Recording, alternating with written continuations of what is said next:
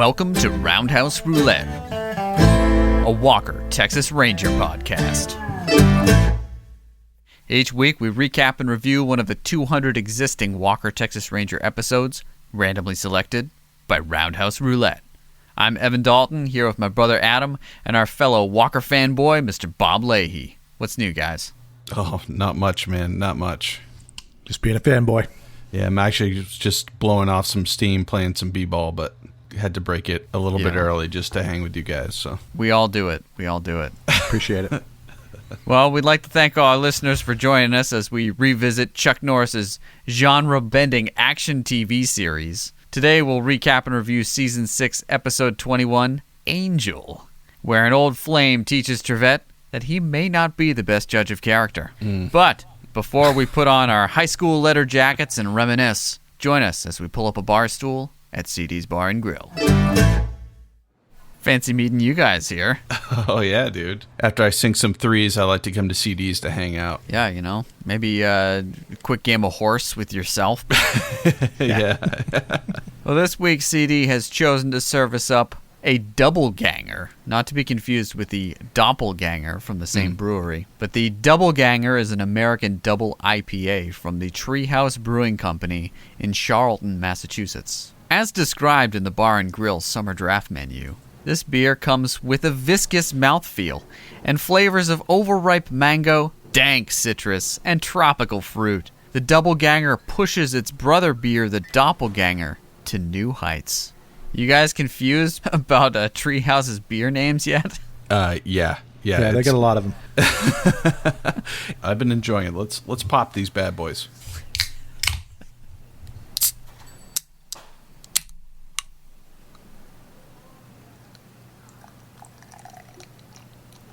Oh, great sound. Man, I will say, most of the time when beers are talking about having these weird fruit flavors and stuff in them, it doesn't usually play out. But even just pouring this thing, it smells like a mango. Yeah, this is like a tropical vacation in a glass already, and I haven't even taken a sip. I can't wait to test out this dank citrus flavor. Be careful. Oh, I feel like I'm in Jamaica, man. Oh, man. I feel like I just stared down the angel of death herself, man. Wow, yeah, that's good. I dig it, man. That is a good beer right there. This is just as good as last week's. I mean, I don't really have a refined palate for beer or anything, but it definitely tastes very similar to the last one, so. Was the last one as strong? I think they were both double IPAs, so yeah. Right, that's kind of what I was thinking. I'm like, are these both doubled? I don't know. Like I say, I think they got to choose one, or maybe they don't. Whatever they're doing right. They don't need our advice, but it's confusing as hell. All right, Treehouse. I will say, of the descriptors, I get the overripe mango, and that, by description, is a tropical fruit, so I guess I get tropical fruit as well. I guess the citrus I'm tasting is dank, because I don't know how else to describe it, right? One thing I don't get is a viscous mouthfeel. I don't really feel like I'm drinking a milkshake right now. It's just ironic because we both grew up in Kingston, man. I know, man. Bar Kingston. For those of you wondering what the heck we're talking about already, we're just getting ahead of ourselves a little bit with regards to this episode. You'll understand soon enough. Stay tuned. Well, I guess it's time for us to check in on our social media. Some interesting action this week in response to our Walkerstration from the episode Winds of Change, where Walker and Trivette are crashing through how would you describe it? A window of a skyscraper? Yeah, for sure, with no safety harnesses, because those are for wimps. Yeah, our friend Adam Lauritsen did an awesome illustration of that, which is on our Instagram. Judson Mills, who portrays Gage, actually reached out to say, great episode. Just for the record, this is Judson Mills with a blue check mark. This may be the only time someone with a blue check mark interacts with us. Yeah, this is the first for us, and let me just say it made my week. And so I wrote him back, and I said, quite a way to kick off a 4-part arc. Our burning question is, did you really slide under that moving Mack truck? To which he replied, yes, I did. The first take, I almost got stuck And that's when we put down flattened cardboard so that he could slide on. So Nice. I think we'd noticed that, didn't we? yeah, we did, pointed it yeah. out. Yeah. Yeah. All right. I said, most awesome. I'm glad you didn't get squashed. But yeah, that's awesome to hear from him. Hopefully, we'll be able to get some more insight into the show Walker, Texas Ranger. Also on Instagram, I stumbled across another profile. Walker Texas Ranger Pics is the Instagram profile. It's Walker Texas Ranger Set Life. This is the Instagram account of the script supervisor. I don't know how would you pronounce that name. Mignon? Yeah. Mignon? Apologies if we're mispronouncing. So it's the Instagram account of Mignon McKern, who apparently was the script supervisor on 33 episodes of Walker Texas Ranger. Pretty good. Pretty legit. And the Instagram account has some cool shots of like behind the scenes action. There's a cool one of them flying a helicopter over a highway. Oh, sweet. Yeah, that's awesome. Or an explosion underneath the helicopter. Yeah. Yeah. I was like, oh, that's so cool. So I'll start following them. It commented on our page this week, too, and said, you guys are awesome. Love the artwork. I wish I still had all the old scripts. Yeah, that'd Nice. be amazing. I was like, hey, we dig your behind-the-scenes photos. Keep it up. That's awesome. So if anyone's interested out there, the Instagram account to check out for the behind-the-scenes photos, Walker Texas Ranger Pics. Texas with TX. So check it out. A great thing going on there. Well, you guys, I think it's high time we bust open that mailbag. It's filling up. Never know what you're going to find inside.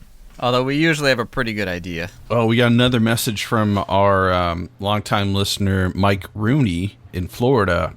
He said, pretty sure Chuck Norris would kick your asses for the amount of cider consumed on this show. What do we have, like one cider? Last week's episode was There's a been cider. like two ciders? Yeah. 2 ciders. So apparently he's listened to all the episodes. So that's how you know he's a true fan. I don't know. I kind of take offense to that. He had to sit through you talking about making your own cider too, Evan. Which honestly, I totally forgot you even did that.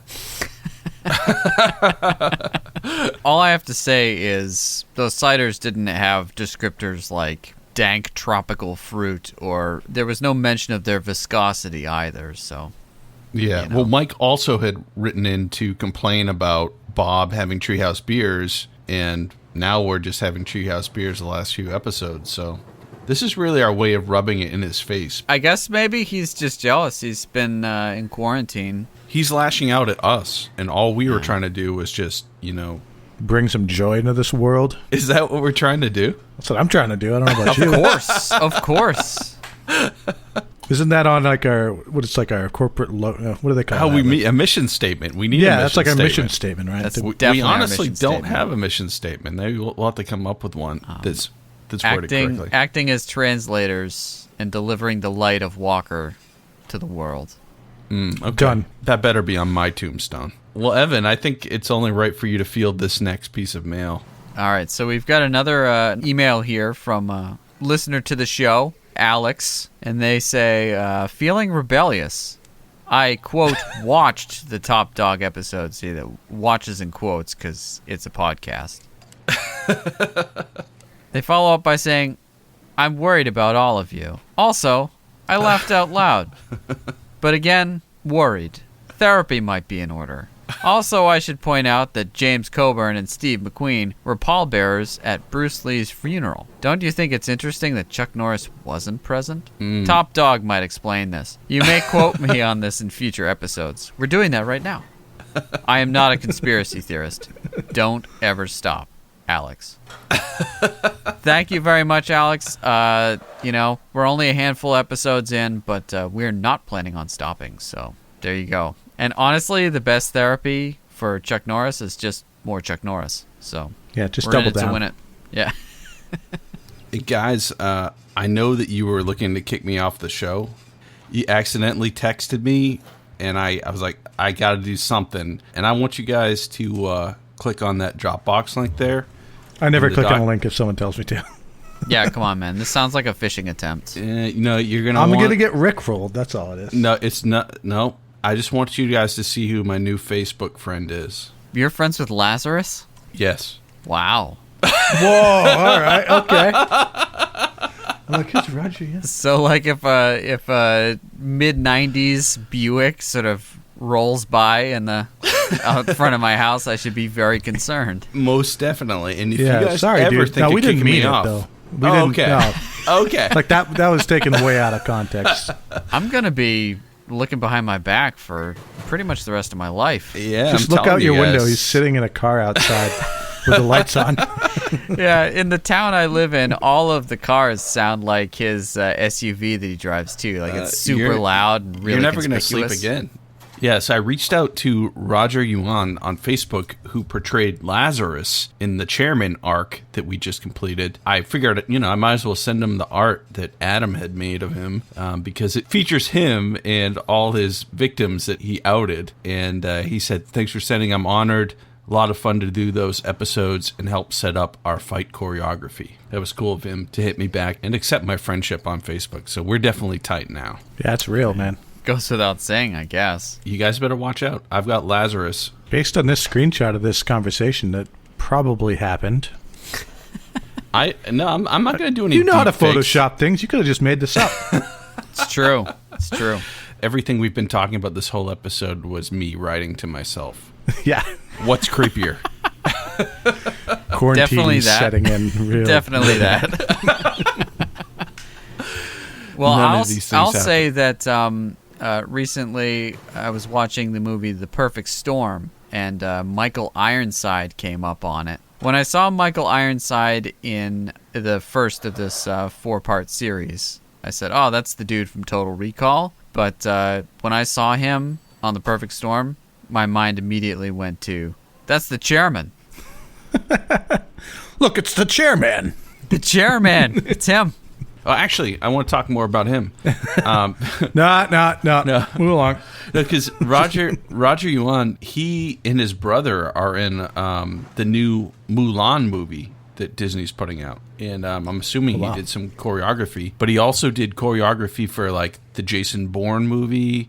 And he also did choreography for the John Wick movie, at least John Wick 3. So there's a cool Nice. picture of him with Keanu Reeves, who has a movie coming out tomorrow, Bill and Ted 3, which I kind of want to watch. Same. All right, well, we best not keep our ex-girlfriends waiting. If you're watching along at home and don't want any spoilers, hit pause and watch Season 6, Episode 21, Angel, and come back to us. Welcome back. Let's dig in, boys. This one is pretty fun. It aired in 1998 and opens up on an epic car chase with some serious hip-hop tunes blaring. And, I mean, this one sort of comes out of the gate, not guns blazing right away, we know. Well, it hit the ground running, though, for sure. It did. It sure did. It sure I was did. very satisfied with the intro to this episode. It was very nice. I will say the opening shot is of a skyline, which they love, and it was playing like the really cheeseball hip-hop beat. And I was like, oh, is this going to be one of those episodes where basically an episode like The Neighborhood? But That's instead, what I thought, too. yeah, I was worried. quite concerned. Same. But instead, cuts to a pretty rocking car chase. Might have been one of the best car chases we've seen this far, at least from the editing standpoint. Yeah, it was pretty good. The edits were pretty blistering. It was like zoom and then whoosh sounds every time they changed camera angles. It was like this every effect that was available. I mean, you forget now because they make TV shows that really are movies now, the quality of movies. And with the digital technology now, things are so much better. There were so much limitations in the 90s for TV shows. It really is evident when you come to transitions or CGI. That kind of thing is just so blatantly terrible in 90s TV shows. Man, they did not disappoint in this car chase. So what you're saying is we need to reach out to the film editor from this episode. Oh, I'd have so many questions. I know, right? It my was God. period correct, though. Oh, totally. Was it your idea to do the digital zoom on a skyline and play a whooshing noise? The sound effects with the transitions. Oh, yeah. Yeah, I- I don't know if it gets any better than that. We're still pretty early on in this whole process, but I I will say that one of the things I'm noticing is that season 7 and 8, the sound effects are at their peak as far as outlandishness. And I will say season 6 is in a league of its own as far as film transitions. So Walker is chasing a vehicle, right? And he's in the Dodge Ram. In his Dodge Ram alone. And he calls in this vehicle chase. And we're like, wait, where's Trivette? You know, what's going on? Trivette? He's like, oh, I'm right behind you. And we realize Trivette's in his totally sick mid-90s black Mustang convertible. And he's like, oh, are there any shots fired? And Walker's all like, no. And we're like, wait, really? This is a car chase. Come on now. Yeah. And then right on cue, the crazy dude in the front seat basically like puts their entire torso outside the car window and starts firing their machine gun willy-nilly in the general direction of Walker, which is backwards. Trivette's like, what was that? And then Walker says, shots fired. So good. I mean, that was perfect. Yeah, there's some good banter between these two. For sure. So, you know, this car full of fleeing criminals it basically smashes its way through the greater metropolitan Dallas area, including a construction site. They sort of blast down this alley. They crash through some sawhorses. They bust the doors off the back of an Econoline van, a gray Econoline van. It made me wonder if that's the same one from the last episode we did. What was the deal when they went through that like little construction site? Those guys are like digging a trench. The construction guy's like, no, and then they just get out of the way and the cars just drive through. It's like, yeah, right. I was thinking he would like fall into a pit. Yeah, or they were digging up the ground and the car would fall in. I was expecting that. No, it was like they just drove through an alley. Yeah, pretty much. You know, they're raising the stakes. Well, you know, this car that's fleeing the scene of the crime or whatnot, at one point it just completely T-bones another car. Complete head-on collision, and this is while a guy's like hanging out the passenger side window firing a gun, right? And you know, it cuts to the car and it just like keeps driving off like nothing happened. Yeah, I was expecting one of those cars to explode in that T-bone, but you know, agreed. Yeah, you understand why? We're like, okay, where's Trivette? He's kind of like in pursuit too. He said he was close. Trivette pulls out ahead of this car chase and closes the intersection off with his car, expecting the bad guys to stop, right? And he kind of gets out and realizes at the last second that these bad guys aren't going to stop. They're literally going to go and just T-bone his convertible. At which point I was like, one of these cars is definitely going to explode. Yeah, for sure. Not the case. I was surprised. A bunch of sparks, right? They're showing restraint. Yeah, it was artful sparks. Yeah. I mean, the real question is, if that was what was going to stop this getaway car, why didn't they just go around it? It's a coupe convertible in the middle of the road. They very easily could have gotten around it. Well, the reason that they T-bone is because they need to get into fisticuffs. And again, the editing was almost amped up more than the car chase during this fight, right? Yeah. It seemed like the pace of the transitions and the digital zooms and fades and slow-mos. So much slow-mo. There's a lot of slow-mo there, yeah. Oh, it was epic. It was amazing, right? I don't know why this gets me so much, but the slow-mo video with the normal speed sound effects is really just... Because it never really lines up either, you know? Like the slow-mo punch and like... Whoosh, but it's not the right, I don't know. Yeah. Walker and Trivette, they go after the guys, and they just start raising hell. Yeah, they kick some serious butt. I mean, I think they each take on two guys and pretty handily take them out. Yeah. Granted, one of the bad guys is just like super fat, so... Yeah, one of them did not look like a very good fighter. So they bust these guys, and they're sort of reading off their rap sheet. You know, they're not thinking much of it. And like as an afterthought, as Walker and Trivette are sort of turned away from the camera, you hear like a really poorly dubbed audio of Trivette saying, "I can't believe they wrecked my car." So it's like they almost thought of having the collision with the car after they sort of recorded that the aftermath. Yeah. They're like, well, I guess we have to acknowledge the fact that Trivette's car is totally destroyed. Well, that's the kind of thing they always try to do, and unfortunately, they make Trivette the butt of all the jokes, which is kind of why this episode is a little somewhat refreshing on some levels, that they're like, hey, this is going to be a Trivette episode, but we know that a lot of people are going to be expecting Walker in this episode, so we better give them 5 minutes of blistering Walker action right at the top, so that Walker can just put his feet up, let Trivette, Clarence Gilliard, take over for this episode. So it's in this sort of conversation when they're sort of reading the rights to these guys and all that, that we learn that that is indeed the fact. And Walker will be heading off to, quote, Camp Justice to help out with the program there. Yeah. Which is an amazing episode in itself that I cannot wait till we get to. But I didn't know that they reference it again. Do you think this is before or after the full episode?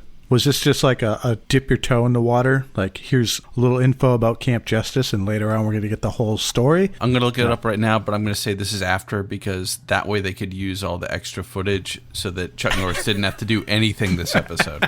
I'm pulling it up. Yeah. While you're doing that, I think they go to the credits at this point, right? I think. Not quite. Do we go back to Ranger HQ? Yeah, well, there are a bit of trust issues there, you know.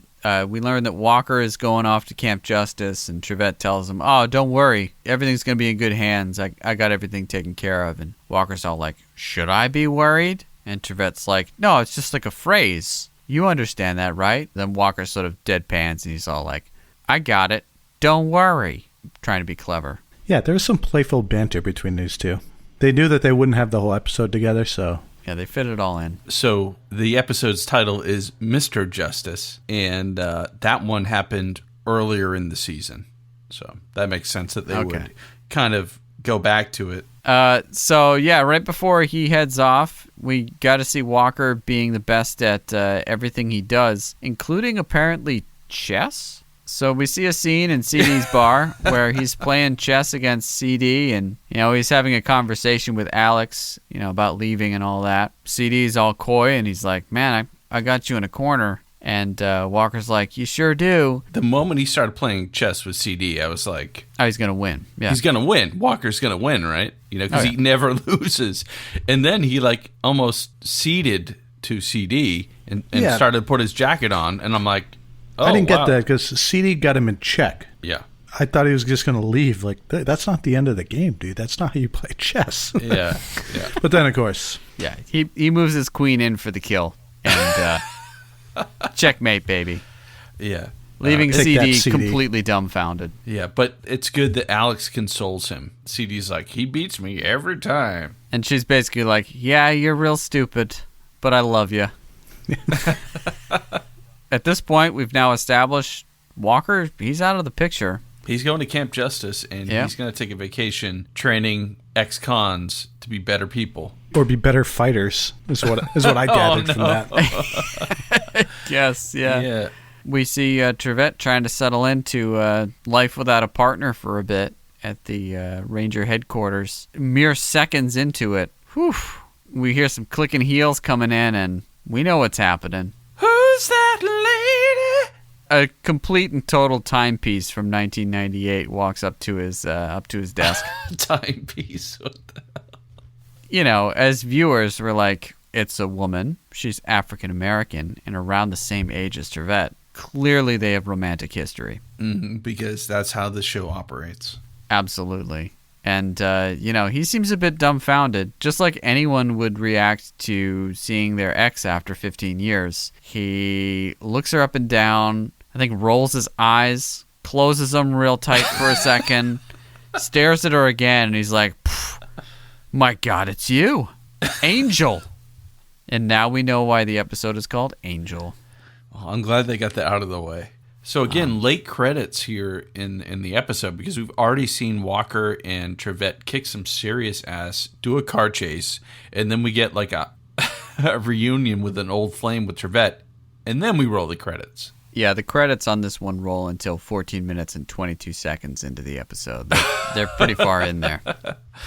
Oh, man. So Trivette's ex-girlfriend from high school when he was the football star up in Baltimore, I guess. We only know that because of the episode End Run. Yep. And she's back in town. She's looking for her dad. Her name is Angel Blake, and her father apparently is now going by the name Frank Gaston. And I guess her mother died, so now she's all alone, and she needs Trivette's help. There's this whole weird tension between the two of them, and they haven't dated for 15 years. She asked him to commit in high school, and he couldn't because he was drafted by the Dallas Cowboys. A lot of people have that same experience, and they probably can relate to this episode. I think so, particularly our listeners. Yeah. But yeah, so he couldn't commit to her, and then they didn't really talk after that until now. But he's like, oh yeah, I can check into it. She's like, I want to come with you. If I'm cooped all up alone in my hotel room, I'll just go stir crazy. Of course, yeah. And Trivette's kind of like, sure, let's see if there's any sparks still left in this, and come on, sure, let's do this. Now, whoosh, edit, cut, transition, boom. We cut to footage of Walker in his truck cruising down the road, and the music is really tense. And I'm like, what is going to happen to Walker? Is he going to have his own side story? Because that would be very much in line with this TV show. Yeah, they totally take the air out of the whole Trivette story with a Walker story too. Spoiler alert, nothing happens to Walker. They just put that music in there.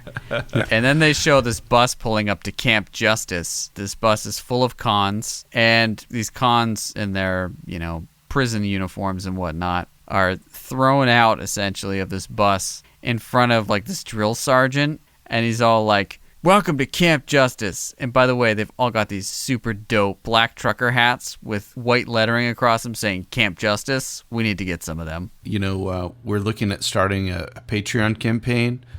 We definitely should have a level where you get a Camp Justice hat. I'd buy one, hell. Yeah. No, I want one. Did you guys notice who the main guy at Camp Justice was? Do you recognize him? I didn't look him up. He looked somewhat familiar. He was Samson in the movie Half Baked.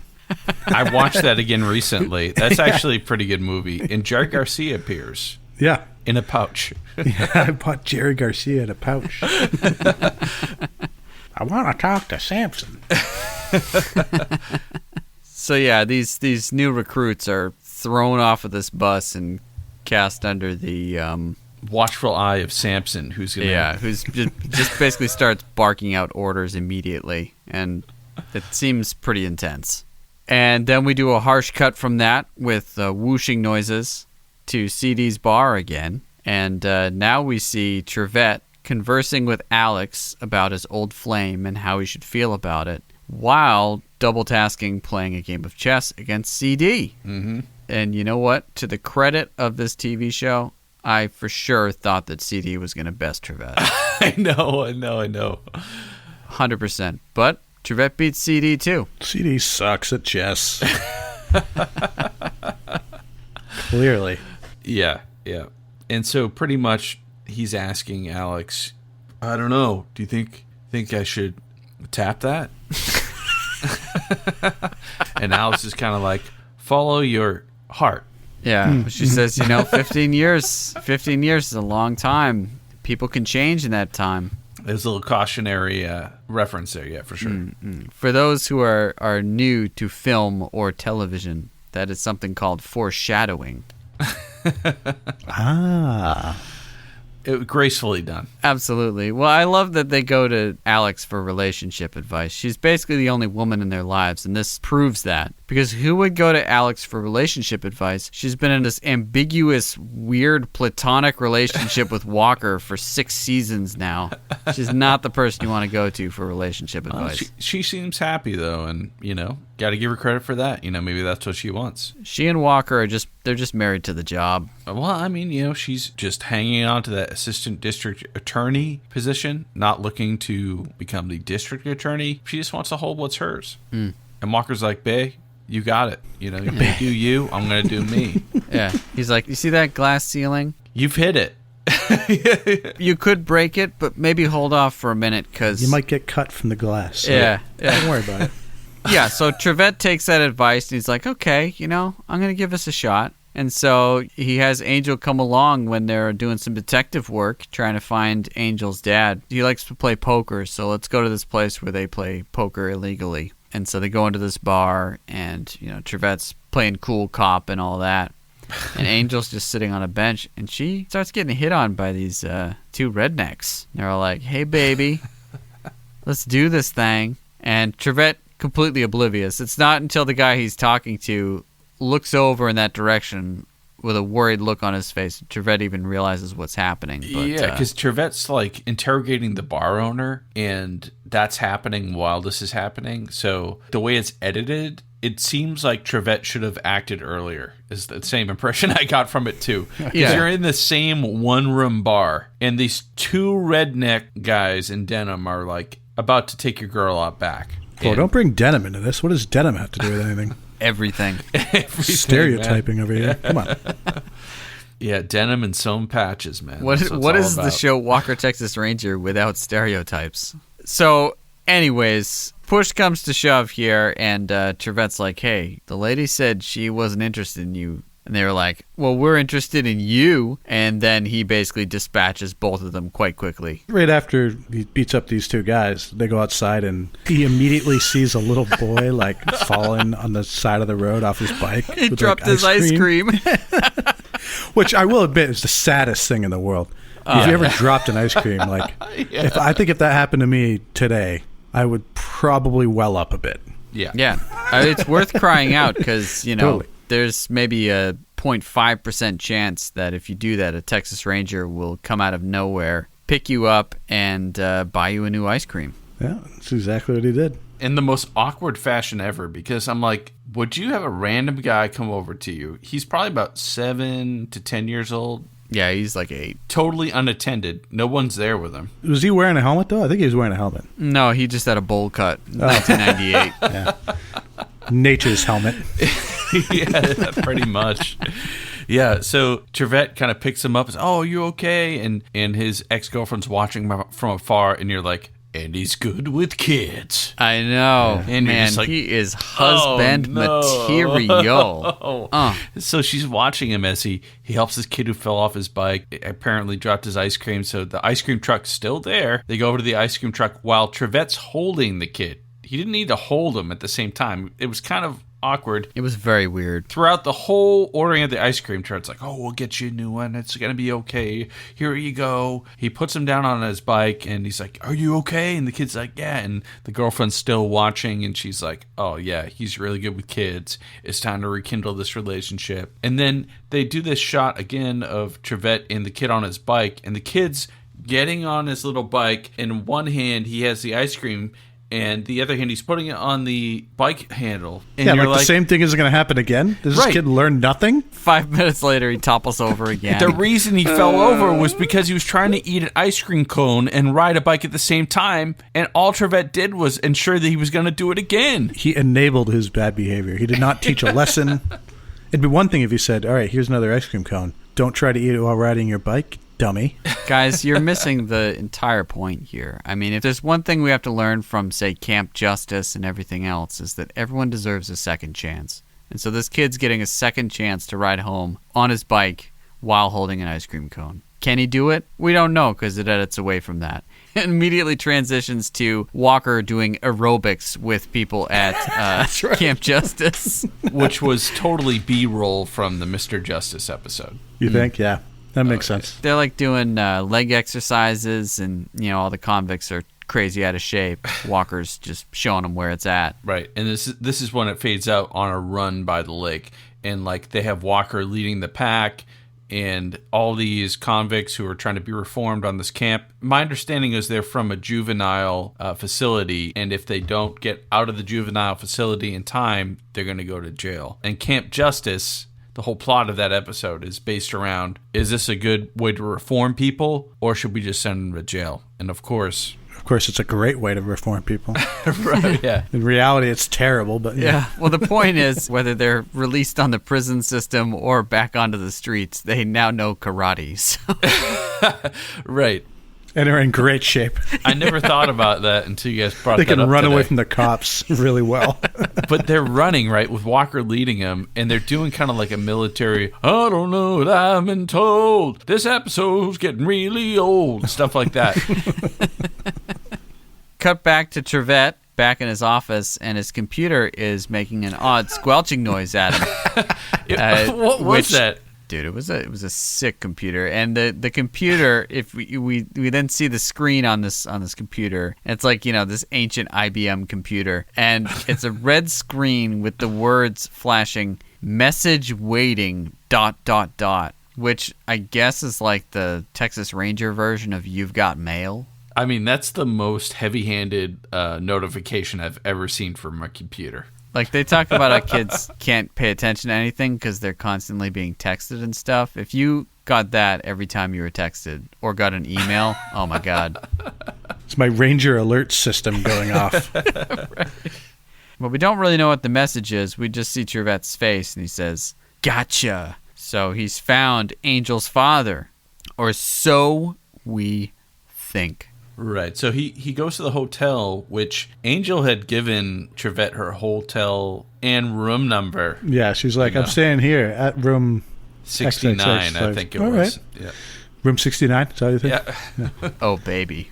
Nice. So we get to Angel Blake's dad's place. This is where Frank Gaston, that's what he's going by these days, that's where he lives. And, they get there, and Nobody drinks like Gaston. Nobody slinks like Gaston. Nobody listens to MIDI jazz like Gaston. MIDI jazz. oh my God. Wow. Yeah, so they get to this house, and she's hesitant to go in, and he convinces her to go. They knock on the door, and you see this shot from behind a chair where someone's clearly conked out in the chair with like a full bottle of, I don't know if it's whiskey, something. Some brown booze. But it's like a full bottle, so he hasn't hit it quite yet. And blasting on his 90s stereo is the most atrocious fake music. Sounds like the kind of slinky jazz you hear in Twin Peaks that's with MIDI instruments, except less artfully done and out of place. Say you take like your favorite jazz recording and redub the saxophone with MIDI keyboard saxophone. It's like it's played on a Casio keyboard, yeah. It's pretty gross. But he was enjoying it, so I mean... Yeah, to each their own. I'm not going to judge the guy. Maybe that shows how many glasses he's thrown back that he was able to enjoy that jazz. So, he doesn't hear them knocking on the door, so they have to bust in. And Trivette's kind of like, we shouldn't bust in. We should wait for him to come to the door. And Angel's like, no, I'm going in. It's my dad. And he's kind of like, okay, I guess I'm along for the ride. So they both walk into the room. Trivette says, Gaston? And the guy turns around and we're like, this guy doesn't kind of look like the picture of her father we saw earlier. What's going on here? Bam, bam, 2 squibs explode on his chest. What? Yeah. Taken out. He gets shot, and we're like, what? Trivette turns around, and Angel has the littlest gun I've ever seen, and she has just shot her supposed father. And we're like, wow, now I know the reason why the chemistry between them was so odd. At first, I was like, what just happened? And then second, my reaction was, oh, well, maybe she's just really upset at her dad for leaving them. And then the third was remembering the DVD synopsis we read last week. Right. And that was the she's problem. An assassin. I really wish I hadn't read that because I was expecting something crazy like that to go on. But honestly, Sarah watched it with me, and she was like surprised that happened. So that's a credit to the show that they were actually able to subtly allude to this relationship and not make you expect that Trivette's high school girlfriend would be a serial murderer. So good for them. I'm not going to lie. I was surprised, and we read that last week. So Yeah. It's a credit to the show that they wrote it that way, but it's also a discredit that anytime we read a DVD synopsis, I immediately forget it amongst the blur of other Walker episodes. Yeah. I was going to say, that it surprised me, and I obviously was here last week when we talked about it. When we read the synopsis, I just didn't remember. Yep, pretty much. Yeah. But it was a shock, and it was a good layup. I'll give them that for sure. Yeah. So Angel makes Trivette turn around, and we're like, man, is she going to kill him? Is she going to shoot him? And instead she says, I hope I don't live to regret this. And she knocks him out. With the butt of the gun. Yeah, which, I mean, to that I say, you had the opportunity to kill a Texas Ranger and you didn't do it. You definitely will live to regret it. Either that or she'll be redeemed by the end of the episode. Because this absolutely. Is Walker. So, yeah. Let's dig in, boys, and find out. I really wonder what's going to happen here. Yeah, so instead of that person being her father, she was basically using Trivette and all of his resources to help her find this guy who was a witness against the Andros gang, the Jamaican gang. You know, I think we're all left in shock at this point, and it obviously cuts to a commercial. So we come back, and, you know, there's just absolute pandemonium at this place. Trivette is outside the crime scene at this point. It's a murder investigation, and who should show up? Our old friend Carlos. The best hair. He has the best hair. Yeah. It's always perfect. It's so good. He basically looks like he's facing into a fan at all times. Yeah, it's great hair. He's there, and if you guys all recall as being, you know, Walker super fans who listen to the show, you know that Carlos works major crimes in Dallas. So clearly something's going on here. Yep. And bigger than just Angel trying to find her dad. And so Trivette is in the ambulance after getting conked on the head when Carlos comes over to check on him and kind of see what's up. And they have this conversation where it's like, oh yeah, so what happened in there? And Carlos reveals to Trivette that the guy that was murdered was an associate of a Jamaican gang. The Andros gang. And that they were known associates. It's kind of weird because Trivette is kind of tight-lipped about his side of the story and doesn't reveal any information to Carlos. And we learned that the Andros gang is Jamaican. Yeah, man. Which at this point we've yet to see the writers of the show try to tackle Jamaicans. So Jamaican dialect. Yeah, so we know this should be good. You know, they're sort of conversing, and we realize that Angel's a pro. You know, she's a true assassin. After Trivette leaves Carlos just kind of stands there pensively, and I'm like, is he gonna? Is he gonna? And he does. He lifts up some sunglasses, like real cheese ball, fake Oakleys. Yeah. And it's like he's trying to put them on real cool, but he totally fails at it. He like misses. Oh, it's such a sunglasses fail. Yeah, it's he so was good. He was standing there with the perfect hair in the wind, and I turned to Sarah and I said, "On with the shades." And I turn around to the screen, and he lifts the shades to his face, and I was like, "Yeah." Yeah, he kind of flubs it. It's awesome. Yeah, so good. But it was like that. What's the CSI guy? Yeah, David Caruso. I'm more a Law and Order guy. I really hate CSI. Same. I only like the original Law and Order. Exactly. Original Law and Order is the best. What do you think, Evan? I'm all about the performances, so I really like Vincent D'Onofrio as an actor. So my favorite was Criminal Intent from Law and Order, but I was never into CSI. I will say one of our listeners was my college roommate, and I think when we were rooming together, he watched the entire series of CSI. And I remember one quote from an episode where a guy's showboating about being a crime scene investigator, which is not a glamorous profession anyways. And someone's like, "Oh, can you get a fingerprint on that?" And the guy's like, "I can get a fingerprint out of thin air." And, you know, trying to make a point, you know, like how awesome he is. Yeah. And I think like 2 seasons later, they literally do that. Oh my gosh. Yeah, Law and Order SVU, like I really thought I liked that show. And then when I moved to Nashville, I was, didn't have very many friends, and I was like just catching up on it. And that had nothing to do with moving to Nashville. Well, I had a lot of time to watch TV, and I was like serially watching Law and Order SVU, and I'm like, that'll mess you up big time. I can't stop watching. This is terrible. You had to quit? You went into rehab? Yes. So, original Law and Order, people don't get raped in that. I can sign off on that. I did like the season when Chris Noth came back to... What's the one that you like? He's in Criminal Intent. Criminal Intent. He came back from a few seasons, and one of the episodes opens up almost like a Walker episode where he is fighting a whole fire department by himself.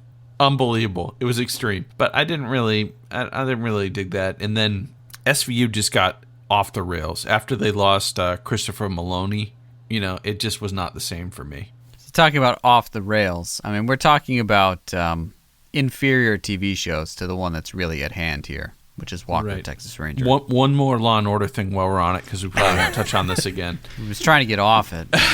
There's one episode of Law and Order SVU which has John Stamos. Did you guys see that? Have you guys seen that one? Yeah, I know that one. Yeah. Well, he's a serial impregnator. Okay, he gets off on getting people pregnant, and he's Believable. He's a millionaire, and he's able Also believable. to support all these women after they get pregnant, and they don't know about all the other women, obviously. And at the end of the episode, he gets confronted by all his baby mamas in the police station. It's like 20 of them. Which is epic. But the best part is when Ice-T breaks into his hotel room, okay, John Stamos' hotel room, and catches John Stamos in the bathroom of the hotel poking holes in condoms with a needle. You can't make this stuff up, folks. Also believable. Yeah.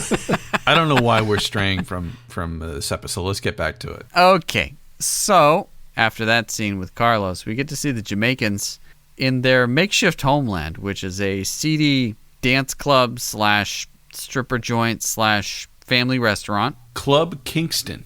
Is what Yeah, it's baby. called. Kingston, And- Jamaica, man. Yeah, and Evan and I are both from Kingston, Massachusetts, so we know a little bit about Jamaican culture. Right. For sure. Yeah, Kingston was settled by the Jamaicans, wasn't it? absolutely. They actually, on the first Thanksgiving, smoked ganj. Yeah, Nice. I think they had a jerk turkey. Yeah. Jerky. Yeah, yeah. Yeah, they don't teach you that in school. I wonder why. So we see the Jamaicans, and they're led by this guy whose last name is Andros, and he is over the top, like faux Santeria. I don't know. They basically put these ridiculous sunglasses on him and this like silk do-rag, and he's wearing like a baggy orange shirt.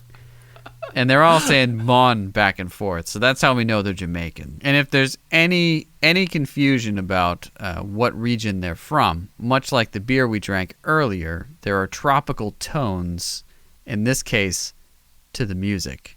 So normally Walker episodes, they've got some really tense strings in the background.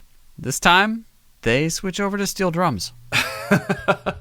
Subtle. Very subtle. So good. So good. Oh my gosh. Yeah, that was amazing. So we see these guys in the gang, and the henchmen are like, oh, we got to pay off. And we learned that their assassins, their nickname for her is the Angel of Death. Like the Slayer song? Is that what we were talking about? I have no idea what you're talking about. Are there steel drums in that song? Yeah, there's a dubstep remix that has steel drums. Yeah. So anyways, this gang, we learned that they're not actually planning on paying her off for taking out this guy. Instead, they're going to try to double-cross her. Clearly, these two henchmen are pretty nervous. We see their ham-fisted attempts to set her up, and let me tell you, they are seriously bested. The Angel is definitely superior in this situation. She dishes out death to one Yeah. and a warning to the other. So they set up a meet in some sketchy neighborhood, and they bring a suitcase, presumably with her pay. Their plan is to have two goons. One goon is going to meet Angel to pay her off for the hit, and the other goon is going to hide behind some pallets. And Hiding is a pretty generous term. He's just kind of standing there. Yeah, so she pretty much sees this all coming and slits the guy's throat. Yeah, the guy that was hiding. That's pretty gruesome. It was. We're left to assume that's what happened. Yeah. Yeah, he kind of stumbles out from behind the pallets and is like, Yeah, or neck's he all was bloody. like picking a scab on his neck, and it just went wrong. yeah, Yeah, it just it's went fine. right to the jugular. I mean, there also could have been a raccoon in the dumpster. We don't know. Yeah. We didn't see it. You're right. Yeah, Yeah. it could be anything. Yeah, but I'm just going to assume it was Angel, and she walks around as the guy is holding onto his throat, shoots the remaining goon, but not mortally, and says, "Send a message to your boss. My payment just doubled."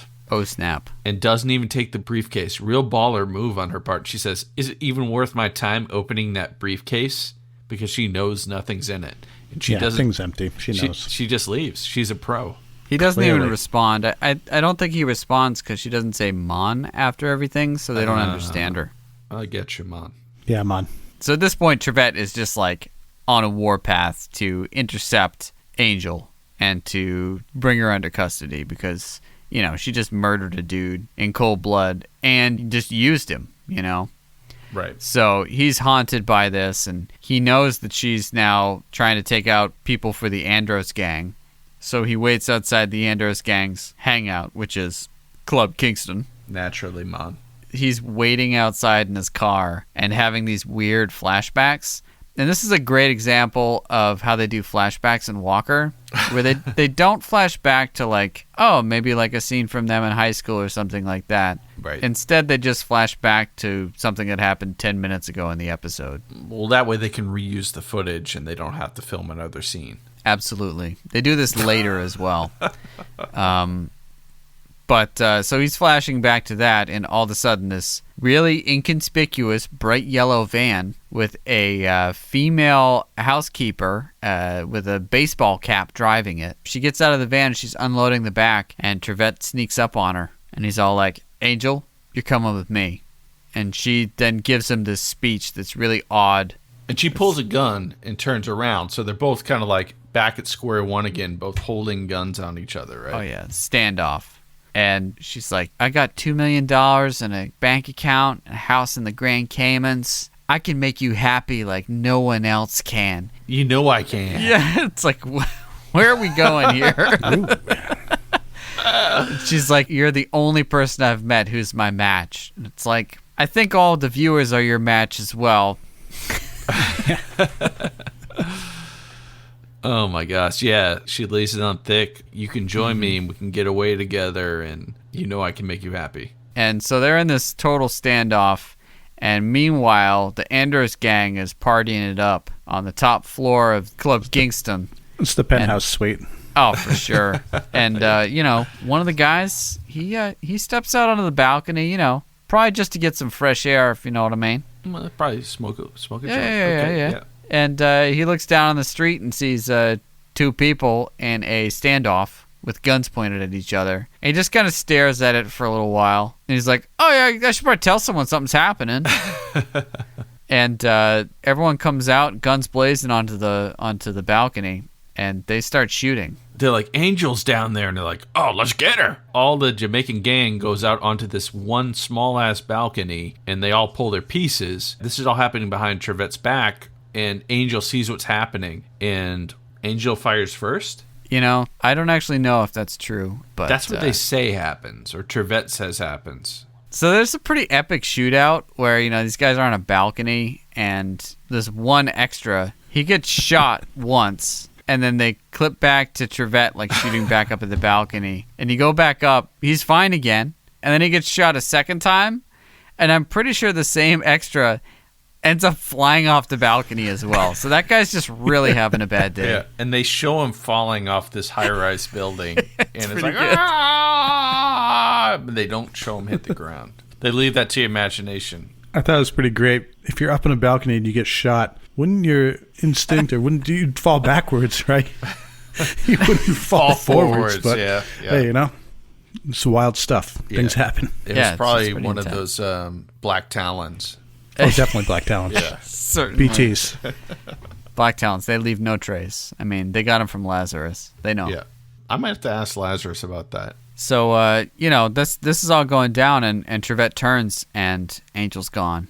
He's pretty shook up at this point. He's like, man, I almost had her, and, you know, she could have killed me twice at this point, and she hasn't. Like, what is going on? It's at this point in time where he realizes that the only advice that really matters at this point is that of my partner, Walker. So after that whole thing, Carlos is in the scene again, right? So Carlos comes in and like kind of cleanup crew for every murder that happens in this episode and kind of talks to Trivette. And at this point, I'm like, okay, so Trivette, you're going to kind of let Carlos in again on what's going on. And he doesn't. At one point, he even says, like, you know, this is pretty personal. I got to ask you to step down. And Trivette's like, she used to be my friend. She's not my friend now. And he's like, she almost killed me. And then at this scene, they're talking about it. And he's like, she fired first. She was trying to save me. So that pretty much implies that this is not your typical case, and it you're is pretty personal. biased by this. It's pretty personal. Yeah. And at which point Carlos, is like, I think I can forget about this if I put on my shades. And then we go to the next scene. So yeah, then Trivette, he's got to call his real partner, Walker. Oh, who's that? Yeah, exactly. And Walker, he's talking on his phone, having a great time in his black T-shirt out there at Camp Justice. His advice to Trivette, step back, clear your head. So, Trivette, he's like, okay, I can do that. And what's his default activity? Oh, my God. Shooting some hoops. Oh, no. Shooting some b-ball outside of the school. It's like a montage of him, like, hitting threes for, like, 5 minutes, it felt like. Oh, yeah. Yeah, Oh, yeah. he's just, like, knocking down shots. I think they were like, if we make the scene long enough, you'll forget the rest of the plot, so the next part will be a surprise. He's also wearing, like, the most awesome, like, acid-washed, Oshkosh bagosh, like, parachute jeans. Yeah. With, like, elastic around the ankles. But they make the scene so long, and they do these fades between his layups and his shots. Like, they could just do edits of them, but instead they do these crossfades and swooshes of him playing basketball by himself, as if it's, like, exciting. He's, like, laughing at himself, too. It's great. Yeah, and they make this, like, whole section so long that you're like, how long is this going to go on? So it's a surprise when they cut to a shot of Angel behind him with a gun. Yeah. She's probably been standing there for like 40 minutes. I was legitimately surprised. She's like, how long is this montage going to go on? And she's dressed like a Marvel character in like black leather. So they have another standoff, right? Yeah. Standoff number 2. Another one. Same deal happens, and Trett's like, no, I'm going to take you in. And she's like, I can't let you do that. And it's a good thing they didn't have to come to a conclusion, because just as you think that something's going to have to happen, gang rolls up, and one of the Jamaican goons is hanging outside the window in a black bowler cap and starts laying fire into them. Oh, yeah. So it's basically just the same as the last scene. Exactly, yep. Just a different Another different set. standoff, Different and setting. they get broken up by the gang. Except this time it's on wheels. Yeah, for sure. And Trivette's in his sweats. It was funny because he didn't have a gun, and she was holding Trivette at gunpoint. And once the gang starts rolling by and starts firing, Angel realizes, oh, I gotta start shooting the gang. And Trivette jumps down to his gym bag and pulls out a gun. It was like it was laying right on top of his gym bag or something. Probably was. I don't know. He is a Texas Ranger. Got to keep that in mind at all times. Maybe Trivette knew that Angel was going to come try and find him. Yeah, maybe. But they That's didn't. next The way he level. reacted when she showed up, he was like facing away from her, and he knew that she was there. Yeah, that was Walker style. I think they gave him credit in this episode. They gave him Walker's know-how in this episode, and he knew that she'd come for him. So after that shootout, she basically says, hey, man, here's a parting gift. And Adam said earlier that her weapon of choice is the smallest gun he's ever seen. But when she ran out of bullets in the smallest gun Adam's ever seen, she pulled out an even smaller gun from her boot. Yeah. That was maybe one bullet in it. Yeah, it was a parting shot. That's enough to keep Trivette at bay, enough for her to throw a tape, which I thought was an audio tape. Exactly, yeah. At Trivette. It was like maybe like a DAT tape or a mini DAT tape, but it was not like a VHS size at all. No. So she's like, here's a parting gift. I hope I never see you again. And then she just like runs around the corner. And at this point, I'm like, we've seen Trivette run like he just is like a beast when he runs. He was on the Cowboys. He can run like the wind blows. Right. He could catch her so quickly, but Oh my God. he just She's in stands heels. there. Right. He just stands there like, wait, Just Angel. watching her. Like, But she literally has a pea shooter, so I wouldn't run after her either. So I just assumed this was an audio tape, but the next scene we see Trivette in Alex's office, and they're watching what appears to be an audition tape for the three actors for are this in episode. Yeah. And it's basically them setting up, negotiating the terms of her hit on this guy. And, that's enough to get a warrant for them to bust down the Andros Gang's bar, Club Kingston. Club Kingston, man. Sorry, yeah, Club Kingston, Mon. So Trivette rolls up with the whole squad behind him and like a badass. He's like, let's do this. And they just like bust into this bar and like immediately just start like shooting people. And I was waiting because I was like, oh, they've got Carlos in this episode. They're going to have Carlos fight, right? Nope. Nope. No, in this scene, he does get a few hits in, I think. Yeah, he does a little fighting, I guess. Just a little bit, not a lot. The Andros gang, they're no match for the Texas Rangers, but the leader of the gang, he runs back to his office there, and he starts packing up his go bag. And he had a go bag of money, right? It was like a huge duffel bag that had money in it. Oh, yeah. And he had a safe that he went to first to open, and the safe was filled with money. And apparently there wasn't enough money in this giant-ass duffel bag full of money. They was going to his safe to get more money to throw in there before they crashed in. And he only took 1 wad of cash out of the safe, tried to throw it in the bag, but it hit the floor, and then he just grabbed the bag. That 1 wad of cash, those are all $2 bills, and I don't know if you know, those are quite collectible. So he wanted those.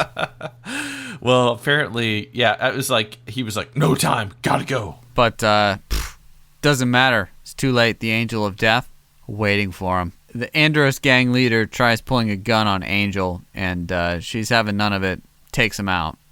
With 1 shot. He's on the ground, presumably dead, and she goes and collects the cash. Trivette walks in, and boom, he's in another standoff with Angel. I mean, talk about fireworks. They've got tons of them. So he's trying to reason with her, and predictably, the guy who's dying on the floor, he musters all of his strength, probably from his mythical do-rag, and fires off one last shot that hits Angel in an undisclosed location, and she dies in Trivette's arms. And as she's dying, we get a montage of flashbacks.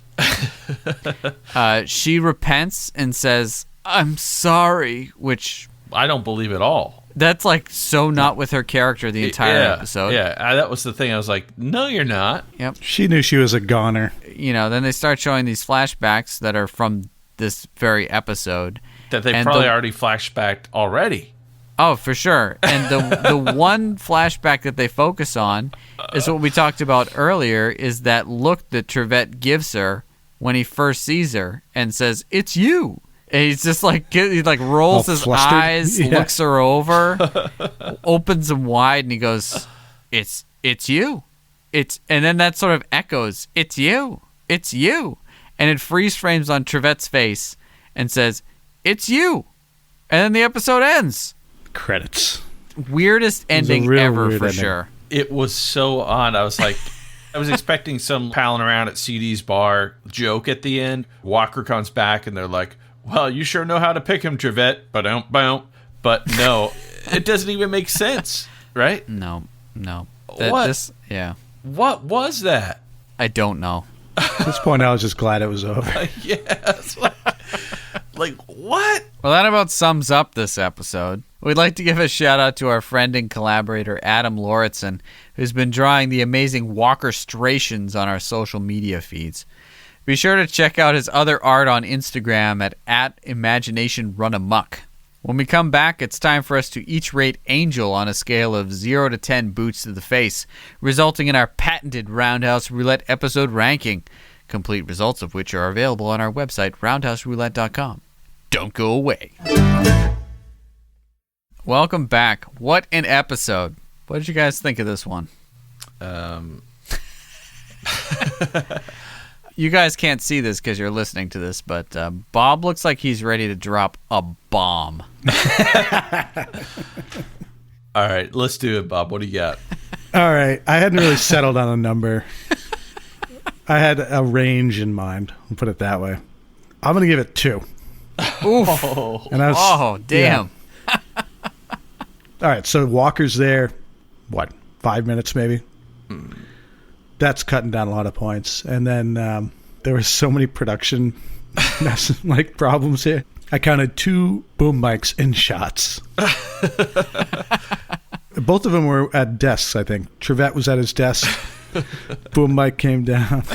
And then later Alex, same thing.